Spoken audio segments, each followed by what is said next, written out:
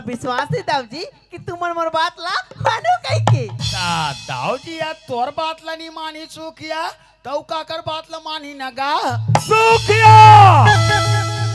काकर सामने बात बोला था और बात बोले पहली सोचे कब बनी कि दाऊ के सामने कैसे बात बोलो मार बढ़ चढ़ के गोठिया था। अरे लड़का जात कोई रास्ता बाट में हंसी दिल लगी होगी सोई का तोर बेटी बहू बना के रख ली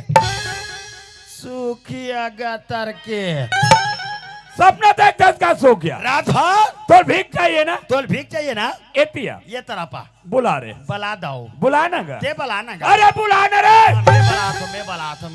मोर चश्मा फेंक के रख देते हैं ये दे ऐसने आंखी मुंदाए रहते एक तो बुला अगला हाँ एतिया आओ गाड़ी खवा था तो भीख चाहिए फैला तो झोली पहले चाकर के फैला और हर एक 2 लाख रुपया है और कान खोल के सुन ले सुखिया वाकई पैसा बने देख ले सुखिया और कैसन हो तोर कल मोही टूरी है एक सकल मोला सुबह तक के गांव में नहीं दिखना और दिख गया दाऊ बड़ा खतरनाक